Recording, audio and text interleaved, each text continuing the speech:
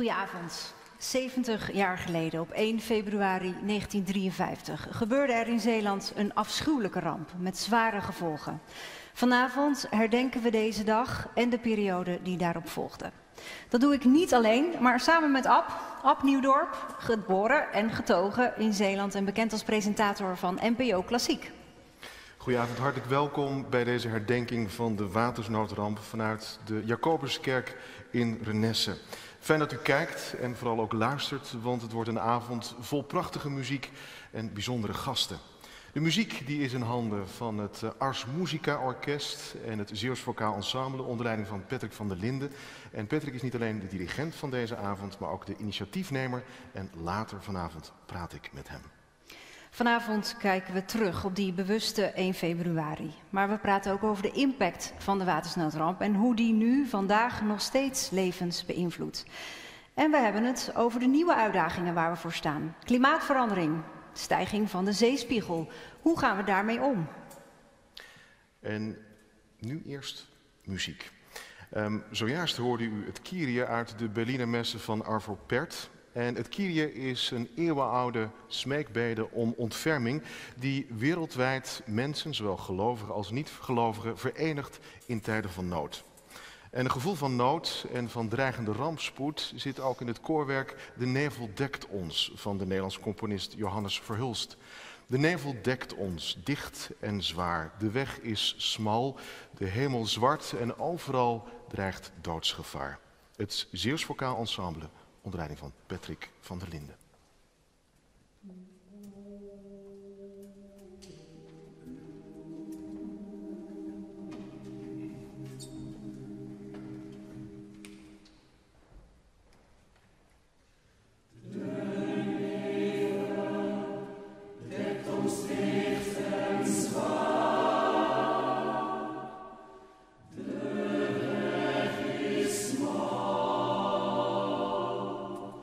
De hemel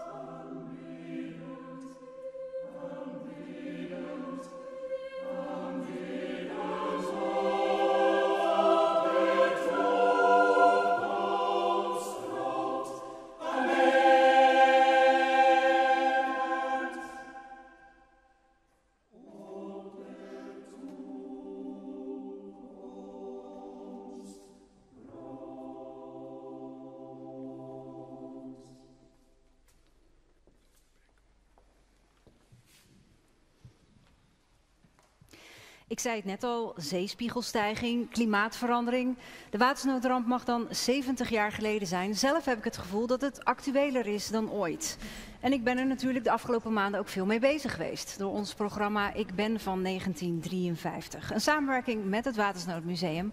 We zijn op pad gegaan door het voormalige rampgebied. Op zoek naar voorwerpen en verhalen over de ramp. En we hebben heel veel gezien en gehoord. En sommige mensen hebben bij ons in de uitzending voor het eerst hun verhaal verteld. Heel indrukwekkend was dat. Siemko Lauwersen is directeur van het Watersnoodmuseum. Goedenavond, fijn dat je er bent. En je hebt een paar voorwerpen meegenomen uit ons programma. Dat klopt. Is voor jou. Ja, zij zijn bij ons gebracht. Ja, ik denk dat jij er eigenlijk meer van af weet dan ik. Ja. Want je hebt dat geweldig gedaan samen met Mark van Velzen van het museum. En ik kreeg dat idee, we moeten eigenlijk de provincie intrekken. Maar je weet nooit van tevoren of er dan ook zoveel gebracht wordt. En we zijn ontzettend getroffen door het feit dat er hele bijzondere voorwerpen zijn gebracht. En één daarvan is dit psalmboekje, dat bijbeltje uit Kruiningen. Ja. Waarbij 12-jarig meisje verdrinkt samen met haar ouders en broers of 2 zusjes. Ja. En vervolgens wordt ze honderden meters verder gevonden met dat bijbeltje in haar knuisjes. Ja, in haar hand geklemd, hè? Ja, en je krijgt dan eigenlijk een brok in je keel. Want je denkt van, ja, je had ook een stukje speelgoed of iets anders. Maar misschien ook vanwege de achtergrond van het gezin hebben ze dus, of heeft zij dat bijbeltje gepakt. Ja. En dat is zeer indrukwekkend. Zeker. En dat is in bruikleen gegeven inderdaad aan het museum. Dus dat ligt nu bij jullie. En we hebben hier ook een tinnen soldaatje. Dat kwam een meneer brengen in Nieuw-Vossemeer. Want dat kwam uit doosjes met speelgoed eigenlijk, hè, die voor kinderen gebracht werden. Ja, uit Amerika ik vond het heel traumatisch om te ervaren dat in dat verhaal ook zat dat hij op 2 februari weer naar zijn schoolklasje ging. En het stoeltje naast hem was leeg en dat men dus dan vertelt, die is verdronken, maar we gaan nu weer verder met de les. Ja. Dat zouden we ons vandaag denk ik hoop ik niet meer kunnen voorstellen. Ook als je dat ziet rondom rampen als de MH17 of andere gebeurtenissen. Dan staan er hele teams gelukkig ook rondom de mensen klaar. Ja. En dat was toen wel heel traumatisch. In 1954 ontvangt hij ineens een postpakketje. En daar zit deze stoere cowboy erin. Uit Amerika. En het mooie van het verhaal is dat het werd aangeboden door een meisje, Alice, uit Amerika, met een persoonlijke brief. En wat hem heel erg aangreep was dat zij eigenlijk voor het eerst vroeg, hoe is het met je? Ja. Die vragen waren niet gesteld. Ja. En een buurjongen had die brief vertaald, hè? Want hij kon zelf geen Engels. Ja. Maar inderdaad, zo'n meneer komt dan zo'n soldaatje brengen en heeft daar zo'n verhaal bij. En het soldaatje is ook richting het museum gegaan, hè? Zeker. Nou komen er dus nog dagelijks voorwerpen binnen bij het museum. Welke impact heeft de ramp nu nog? Nou, als je naar de publiciteit en naar alles kijkt, dan denk ik dat het sterker leeft dan ooit. Ik denk dat het aan de ene kant te maken heeft ook met, je ziet dat ook bij 4 en 5 mei, dat we herdenken ook heel belangrijk vinden. Maar ik denk ook dat het te maken heeft met water, klimaat en zeespiegelstijging. Natuurlijk ook alle prachtige documentaires, ook Omroep Zeeland die dat gemaakt heeft, zeg maar, die dragen bij aan die bewustwording. Ja, dus het is inderdaad actueler dan ooit. Het is actueler dan ooit en ik denk dat vooral ook de jongere generatie, want ook de kijkcijfers die we horen enzovoort, dat komt natuurlijk toch ergens vandaan. Niet iedereen is gek. We kunnen natuurlijk op vrijdagavond naar allerlei programma's gaan kijken. Maar als er natuurlijk heel veel mensen afstemmen op die documentaires over de watersnoodramp, dan zegt dat iets ook over ons allen. Ja, nou hebben jullie ook speciale programma's voor jongere generaties, hè, bij het museum? Ja, wij hebben een jeugdwatersnoodmuseum. Dus dat loopt dwars door het museum heen. Dat spreekt erg aan. Wat we nu gaan doen, en dat is in het kader van de 70-jarige herdenking, dat is dat we een lesbrief uitbrengen voor alle scholieren in Nederland, groep 7 en 8. Waarbij de eerste les gaat over de verhalen van 1953 en de tweede les, hoe waterbewust ben ik? En dat zit dan weer in die thema's van vandaag de dag. Ja, nou werken er in het museum heel veel vrijwilligers en dat zijn veelal mensen die de ramp hebben meegemaakt. Dus die kunnen ook hun verhaal vertellen als die kinderen er zijn. Maar hoe is het voor hen om daar te werken? Nou ja, je vraagt het aan de directeur, dus... Ja. We hebben 135 vrijwilligers en die zijn hartstikke trots op het museum en ook over alle publiciteit en belangstelling. Dat vinden ze geweldig. Maar die vrijwilligers, het is wel zo, dat is een beetje de keerzijde, dat op een aantal vrijwilligers momenteel natuurlijk veel een beroep wordt gedaan. Sommigen moeten iedere dag opnieuw hun verhaal vertellen, ook voor de media. En dat komt best binnen, dat is op een duur ook wel zwaar. En sommigen willen het überhaupt niet over spreken, dus we respecteren dat ook. De ene is daar beter in dan de ander. Ja. Maar het wordt ook verwerking genoemd door sommigen. Zeker. Ik denk dat Dick Sies dat heel erg mooi ook heeft aangegeven. Waarbij hij zegt, door het museum... Het kost de moeite om Dick zover te krijgen om vrijwilliger te worden. Maar doordat hij die stap gezet heeft, en in de winkel staat hij vaak, in de museumwinkel, en dan vragen ze heel vaak van, goh, heeft u het meegemaakt? En dan komen de verhalen. En dan kan hij in zijn eigen tijd, eigen bedoelingje, kan hij dan zijn verhaal vertellen. En dat heeft hem, dat heeft bijgedragen aan de verwerking. Ja. Je zei het net al, we richten ons op de jeugd, op de toekomst. Zijn er voldoende lessen getrokken uit de watersnoodramp? Zijn we nu voldoende alert? Dat is de moeilijkste vraag die je kan stellen. Ik krijg hem ook heel erg veel in het museum, van zijn we nog op tijd? Ik denk dat we in de best beschermde delta van de wereld wonen. Alleen we moeten wel heel erg alert blijven. Omdat die zeespiegelstijging die gaat zo hard. En ik heb het van de week of gisteravond ook nog in Amsterdam verteld op een bijeenkomst. We zien eigenlijk dat of het nou gaat om de overstromingen in Limburg 2 jaar geleden of vorig jaar, 1/3 van Pakistan is weggespoeld. 1/3 van dat land, hè? Dat moeten we ons even... Dan iedere keer zeggen we, die buien waren toch weer wat zwaarder. Of die verwachtingen waren toch weer wat sterker dan uit het laatste rapport bleek. Dus ik denk dat we vol aan de bak moeten om 53 absoluut te voorkomen. Dankjewel. En van de indrukwekkende verhalen over het Watersnoodmuseum nu naar koor en orkest, tezamen in muziek van Johann Sebastian Bach. We gaan hen horen in het begindeel uit de kantate In tiefer Nood ruf ich zu Ihnen van Johann Sebastian Bach. Aus der Tiefen rufe ich, schreef Johann Sebastian Bach toen de stad waarin hij woonde werd getroffen door een ramp. En als uitgangspunt nam Bach voor deze kantate Psalm 130. Uit de diepten roep ik tot u. Aus der Tiefen.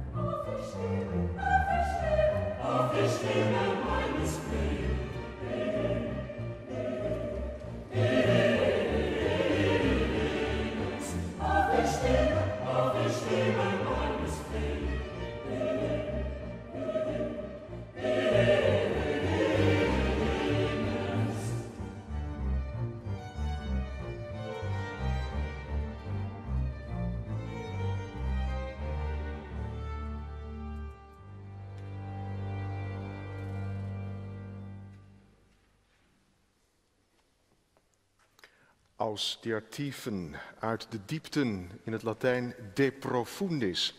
En dat is ook het uitgangspunt, het vertrekpunt voor het psalmenrequiem van Daan Manneke, in 1939 in Kruiningen geboren.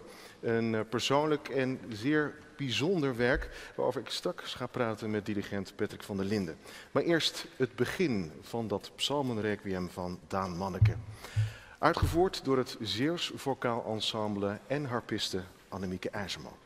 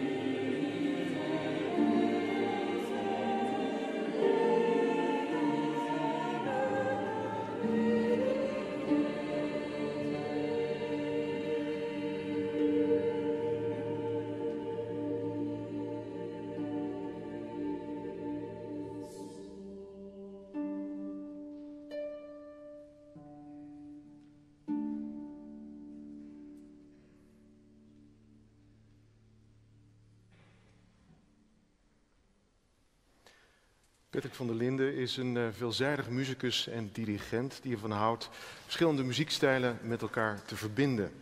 Hij is artistiek leider van het Ars Musica Orkest en dirigent van het Zeeuws Vocaal Ensemble.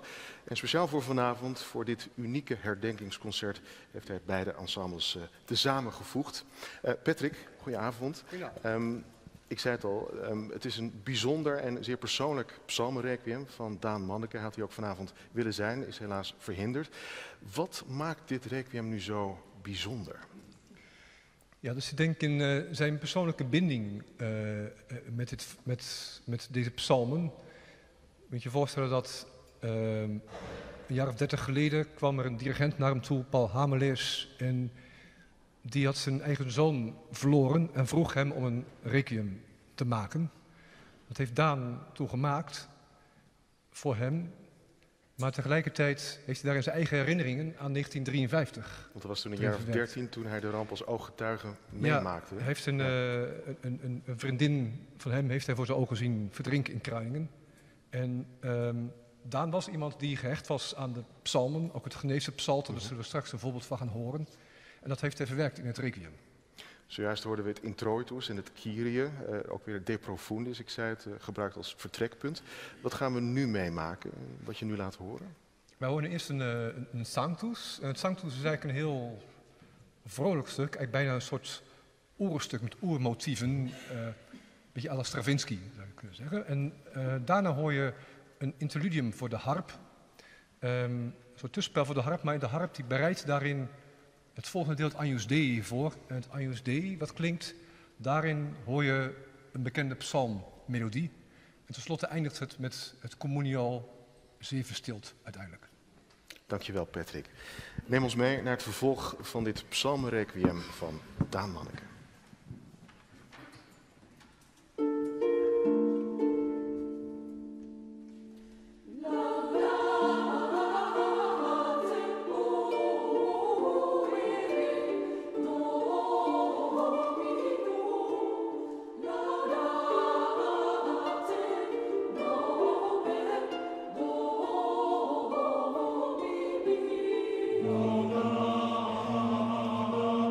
Oh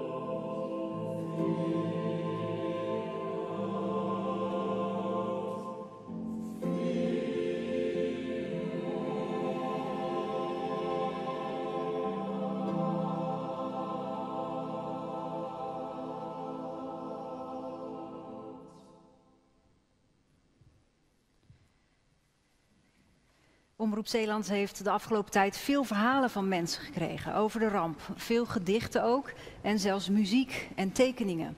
Ook Jan Overbeke heeft een verhaal ingestuurd naar ons. Hij was 10 jaar oud tijdens de ramp en woonde destijds in Nieuwerkerk, dat zwaar getroffen werd. Meneer Overbeke, dank voor uw komst. U heeft alles uitgebreid opgeschreven. U gaat straks ook een stuk voorlezen.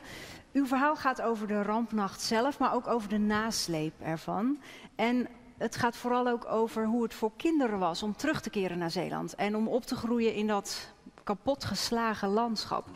Waarom vindt u het zo belangrijk dat ook dat verteld wordt? Nou ja, de ramp uiteraard, de rampdagen zelf, het was natuurlijk heel erg verschrikkelijk. Maar daar houdt het natuurlijk niet mee op. Op hetzelfde moment dan ben je heel je leefwereld kwijt, zeker als kind. En van de ene dag op de andere dag dan zit je in een totaal vreemde gemeente. Evacuatietijd, in ons geval een jaar lang. Je voelt je ontheemd en je leefwereld is weg. Nou ja, daarna de terugkeer naar het dorp. Grauwheid, grijsheid, puin en slik. En bewoners die heel hard aan het werk moeten. Verbeteren aan het werk kun je wel zeggen. Praten werd er niet gedaan. Ja, praktische dingen natuurlijk, daar hadden ze het over. Maar over wat ons overkomen was en wat voor gevoelens en emoties er waren, daar werd natuurlijk niet over gesproken. Dat bleef onverwerkt eigenlijk. Ja. En als kinderen en als puber, want ik was natuurlijk puber toen we terugkwamen, dan moest je het zelf eigenlijk maar uitzoeken. En die emoties, die heb ik ook geprobeerd in mijn verhaal neer te schrijven. Ik zal een klein stukje daarover voorlezen. Ja. Ik schreef: ik kon niet echt genieten. Ik dacht veel na over wat we hadden meegemaakt. Er lag altijd een steen op mijn maag en ik dacht vaak aan thuis. En dat was thuis zoals het vroeger was. Ik wilde mijn wereldje terug. Evenals veel kinderen uit het rampgebied was ook ik ernstig getraumatiseerd. En op uw vraag terug te komen dus, ik vind het enorm van belang dat er dus nazorg is. We hoorden het er net ook al, er werd niet over gepraat. En zeker met kinderen dachten ze, dat moet je maar vergeten. Maar bij elke ramp, wat voor ramp dan ook, of het nou een oorlog is of een aardbeving of een watersnood, daar zijn er dus mensen zo van hun leven lang soms getraumatiseerd als er niks aan gedaan wordt. Ja. Daarom vind ik dat van belang. En dit was het stukje verhaal dat u wilde vertellen? Of heeft u nog een stukje meer voor ons? Ja, ik heb nog een stukje meer. Oké. Dan geef ik u graag nog even het woord. Ga uw gang. De terugkeer naar Schouwen-Duiveland. In februari 1954 keerden we terug naar ons eiland. We verhuisden naar een noodwoning onder Zierikzee in de polder aan het Beiersdijkje. Het heet niet meer zo, maar toen wel. Langs een smalle landweg was een lange sliert houten barakken neergezet. En nummer 95, de op één na laatste, was voor ons. Een guur hoekje, koud en winderig. Hoe we met 8 mensen in dat kleine huisje hebben gepast, is me een raadsel. Maar het ging. Het kon nog gekker. Een vriendje van mij woonde daar ook. Hun gezin bestond uit 10 mensen en ook dat lukte. Elke schooldag werden we opgehaald door een stinkend gammel busje en in Zierikzee naar school gebracht. En wie stond er voor de klas? Onze eigen bovenmeester uit Nieuwerkerk. Meer een koude douche dan een verrassing. Hij was totaal niet benieuwd hoe het ons was vergaan. En in het afgelopen jaar, en zeker niet of we ook nog wat hadden geleerd. Voor hem waren we klaarblijkelijk een verloren generatie. Na de zomervakantie werden we met de bus naar Nieuwerkerk gebracht, waar dezelfde bovenmeester zijn schooltje weer wat op poten had gezet in 2 totaal ongeschikte locaties. De hoogste klassen zaten in de voormalige landbouwschool. Moet u zich niet te veel van voorstellen. Een houten gebouwtje met de ramen op 1,5 meter hoogte. Gemeubileerd met afstandse 1, 2 en 3 persoonsbanken in diverse kleuren en allemaal in verschillende hoogte. Dat alles was bij elkaar gesprokkeld van verschillende stoffige schoolzolders. En je zou denken, Nu neemt de meester het onderwijs eens ferm ter hand om ervoor te zorgen dat we straks goed beslagen ten ijs naar het vervolgonderwijs kunnen. Nee dus, de hiaten in onze kennis werden niet opgemerkt of genegeerd. Er werd geen enkele poging gedaan om ons nog wat bij te spijkeren. We sukkelden een beetje aan zonder echte aandacht van de meester. Als zesde klassers werden we veelvuldig ingezet om hand- en spandiensten te verrichten bij de opbouw van de school. Regelmatig werden er stapels oude boekjes van de zolders van de oude school gehaald om door ons geplakt en gekaft te worden. Eigenlijk kun je rustig zeggen dat ik alles bij elkaar maar 4 jaar effectief lager onderwijs heb genoten. Onze woonomgeving vond ik vreselijk. Het was overal grijs van de modder en doods. Ruïnes in het dorp en in de polder. Overal troep en nergens groen. Dode bomen, scheve verroeste hekken, waarin trossen mosselen en zeewier hingen te wapperen in de wind. Een woest en ledig landschap. Ik kon er niet tegen en werd er behoorlijk triest van. Na een aantal jaren veranderde dat weer enigszins, naarmate er weer aandacht kwam om het eiland met bomen en struiken te stofferen. Ik weet nog hoe gelukkig ik was toen het land weer groen werd. De verplichte gerst als eerste vrucht op het drooggevallen land was in mijn ogen een oase. Nu, na 70 jaar, is het eiland nog nooit zo mooi geweest. Volwassen bomen, mooie dorpen met veel groen, een lust voor het oog. Het lijkt alsof het nooit anders is geweest. Zover. Dank u wel, meneer Overberg, voor dit zeer beeldende verhaal. Het is alsof we zelf een reis terug in de tijd met u hebben gemaakt.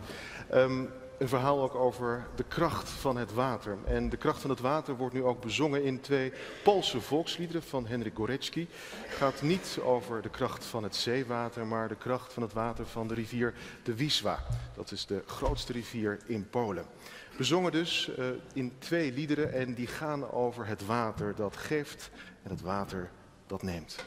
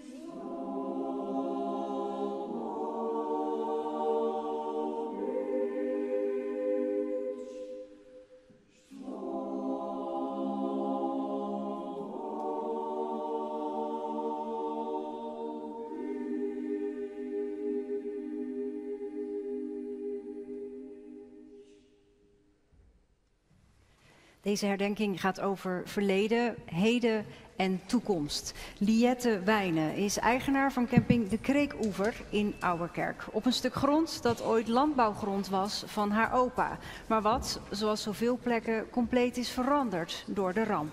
Haar verhaal is een van de vele die laten zien hoe een familiegeschiedenis door de watersnoodramp een andere wending en toekomst kreeg.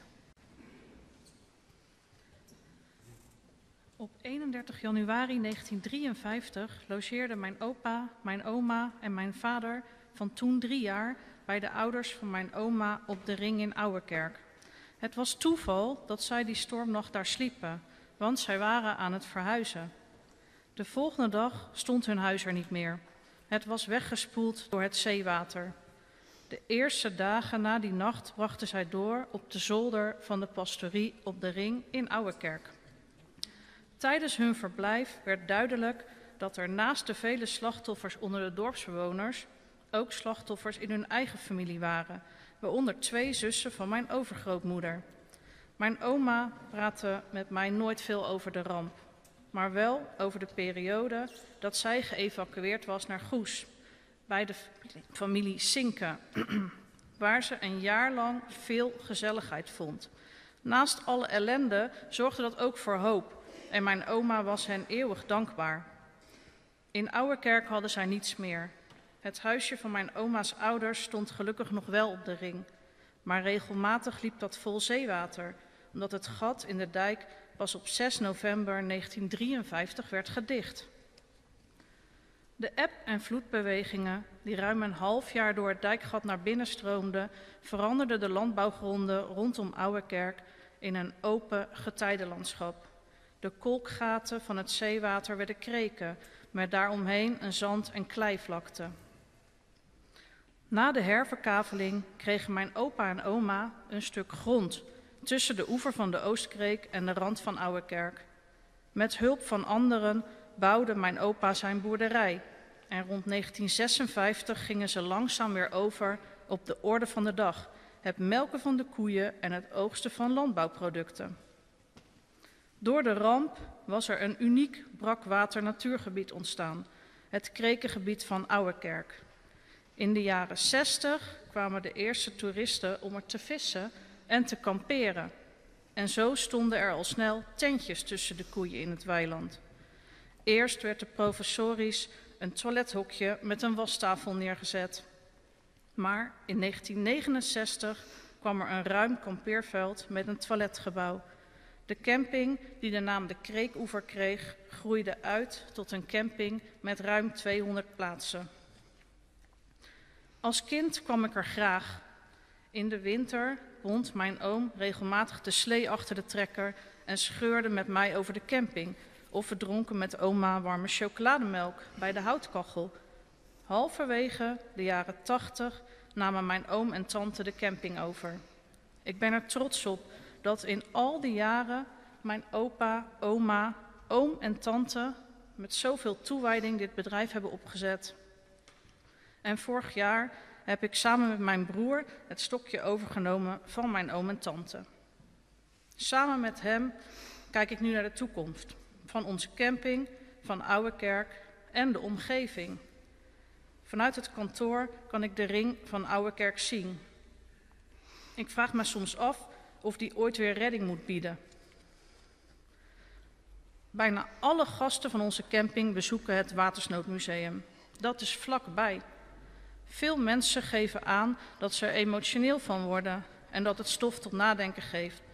Dat merken we aan vragen die we krijgen van gasten, zoals: denk je dat er weer een watersnoodramp komt?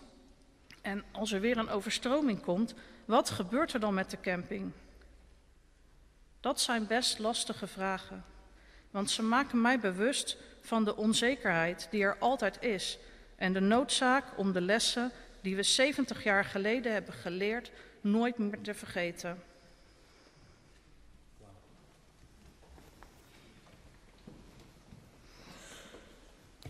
Dankjewel Liette voor dit zeer persoonlijke verhaal. En het is meteen ook een mooie opmaat naar het gesprek dat we straks zullen hebben met Jack van der Hoek, burgemeester van Schouwen-Duiveland. Want ook hij zal het hebben over veranderingen en de toekomst. En de toekomst, zo zegt het spreekwoord, is in handen van de jeugd. En jeugd en jeugdig en jong was Felix Mendelssohn zeker toen hij zijn 11e strijkerssymfonie componeerde. Hij was een jaartje of 14. Hij keek ook terug naar het verleden. Dat hoor je aan het begin van het eerste deel in het Adagio. Het klinkt als een stemmig gezang uit het verleden. En dat gaat over in een vrolijk en levenslustig allegro. Een soort blik, een soort optimistische blik op die toekomst.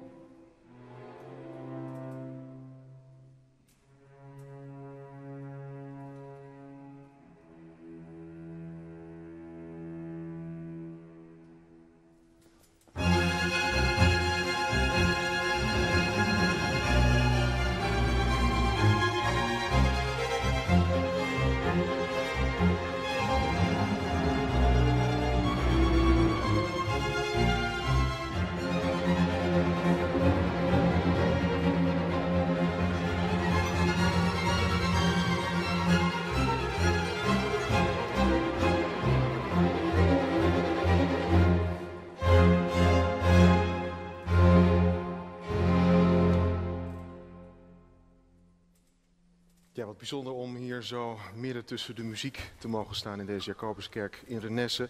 Zoals het hele orkest in die sterke symfonie van Mendelssohn. Nu alleen harpiste Annemieke IJzerman in de eerste arabesque van Claude Debussy. En dat is een mooie poëtische inleiding op The Earth Song van de Amerikaanse componist Frank Ticheli. Een ode aan de aarde, een lofzang op onze planeet.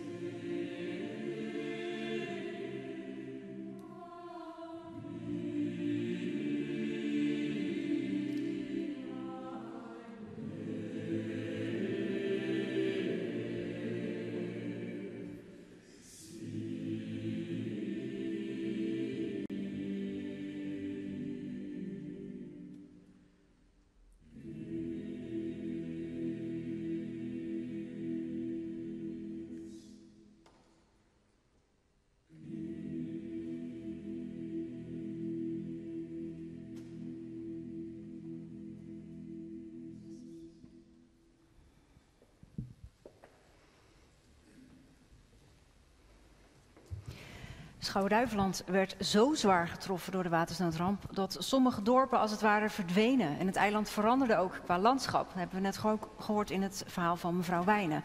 Al met al een bijzondere gemeente om burgemeester van te zijn, lijkt mij. Jack van der Hoek is sinds 2,5 jaar burgemeester van Schouwen-Duiveland. Ja, u komt van buiten de provincie. Wat heeft u nou gemerkt in die 2,5 jaar met betrekking tot de watersnoodramp? Ja, dat het natuurlijk nog steeds volop leeft. Er is eigenlijk geen week die voorbij gaat wanneer ik op de een of andere manier niet wordt herinnerd aan de ramp. Dat kan zijn door huwelijksjubilea te bezoeken, een 100-jarige, bedrijven, bijvoorbeeld een boerderij, en waar dan altijd wel weer de geschiedenis aan de orde komt. En een gezegd is natuurlijk wat je veel hoort hier voor en na de ramp. Ja, en je ziet het overal, hè, op het eiland. Bordjes tot waar het water kwam. Ja, je ziet het overal. De kreken, ze kwamen net ook al voorbij. Maar de geschenkwoningen en ook heel belangrijk natuurlijk, morgen herdenken we de graven.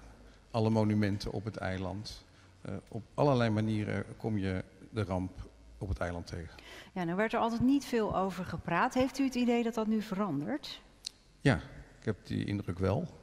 Ik denk dat voor sommigen die jaren gaan tellen en dat toch ook de behoefte wel bestaat om het te vertellen of op te schrijven, zoals we net hoorden. Ja. Je ziet ook wel, dat hoor ik vaker, dat de kleinkinderen daarnaar vragen, omdat die dan toch wat vrijer in die materie staan dan de kinderen, want die dragen dan toch een deel van die last en van die geschiedenis en het verdriet met zich mee. Kleinkinderen staan daar wat vrijer tegenover en gaan erom vragen en willen er ook van leren, want die hebben daar ook bij die vraag van, ja, maar komt dit nou straks nog een keer voor of hoe kunnen we dat voorkomen? Ja. Is Zeeland de ultieme plek, Schouwen-Duiveland misschien, om met die toekomst bezig te zijn? Ultieme weet ik niet. Ik weet wel dat ook als je kijkt naar het Koninkrijk der Nederlanden, de Nederlandse Antillen nog wat lager liggen. Maar daarna komt Zeeland toch wel heel erg in Nederland met stip op één binnen als het gaat om de waterspiegelstijging en dat we daarop voorbereid moeten zijn. Dus dit is zeker een hele uitstekende plek om daarmee bezig te zijn en dat zijn we ook. Ja, hoe is Zeeland ermee bezig? Nou, ik denk in ieder geval natuurlijk door het Delta-programma wat er bestaat. Dijken worden zijn opgehoogd en in 2050 moeten ze allemaal op orde zijn.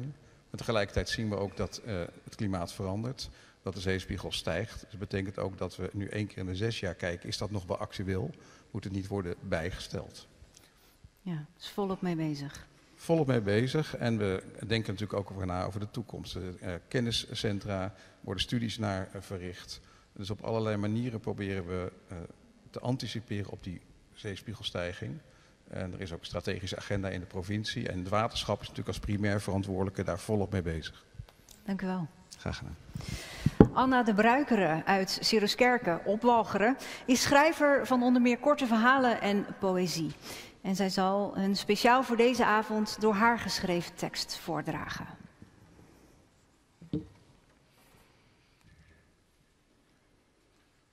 Bezing mij, o muze, de vindingrijkheid van wat rusteloos rondzwerft.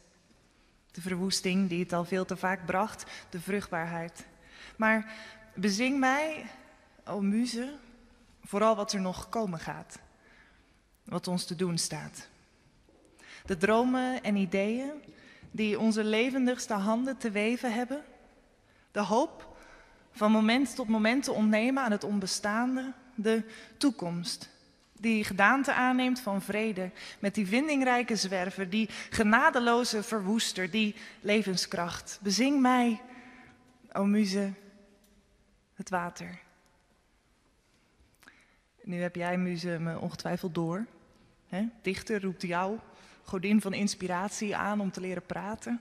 En dan niet opnieuw over de wraak van de zee op een man die genoemde zee boos maakte. Nee, over taferelen van vrede. De precieze details daarvan en tegen welke prijs genoemde zee bereid is genoemde vrede te tekenen. En die vrede met nazaten van genoemde man mee te verdedigen.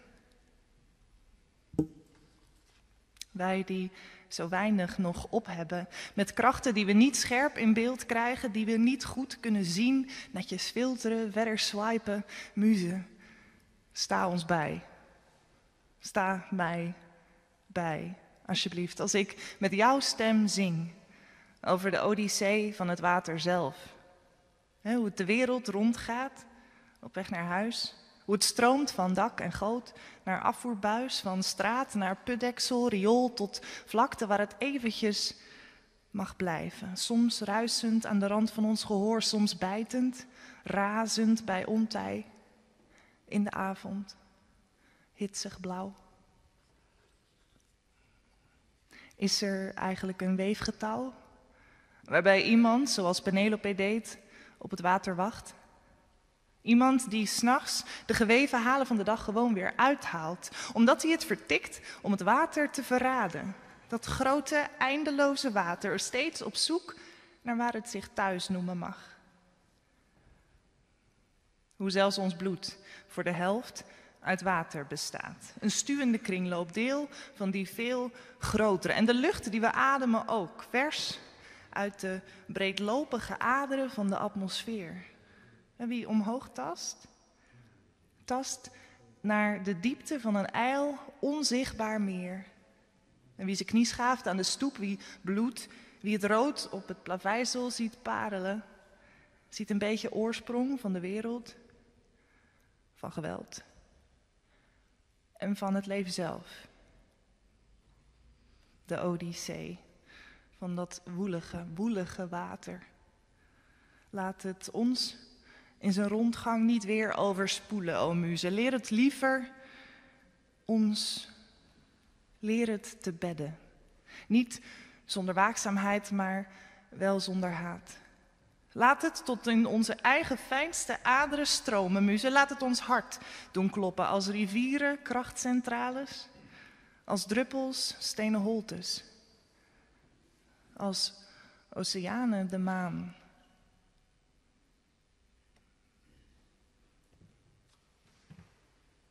Dank Anna de Braakere voor deze poëtische bijdrage. En daarmee gaan we richting het slot van deze herdenking.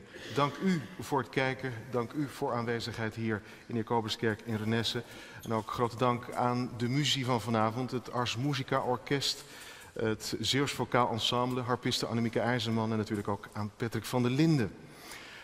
Zij gaan zometeen nog één werk voor ons uitvoeren. En dat zal zijn muziek van de Letse componist Peteris Vasks, zijn Musica Adventus, deel 1 en 2. Peteris Vasks woont zelf in de Letse natuur en is zeer begaan met het lot van onze aarde. En hij schreef dit werk in 2009 met als boodschap: ga goed en verantwoord om met onze planeet. Deze avond was de start van meerdere momenten dat de watersnoodramp wordt herdacht. Morgen is de nationale herdenking in de Ouwerkerk. Uiteraard ook te zien bij ons op televisie. We hebben morgen van 9 tot 5 een speciale tv-uitzending rondom de ramp. En ook ik wil al onze gasten bedanken, het orkest, het koor, de dirigent. Het was een mooie, bijzondere avond. En nu, 70 jaar na de ramp, staan we opnieuw voor grote uitdagingen. Ook daar hebben we het over gehad. Een opdracht die Zeeland wel eens toevertrouwt, denk ik. Want de afgelopen 70 jaar hebben we de woorden die in ons wapen staan wel waargemaakt. Luctor et emergo. Ik worstel en kom boven. Dat is Zeeland. Een fijne avond.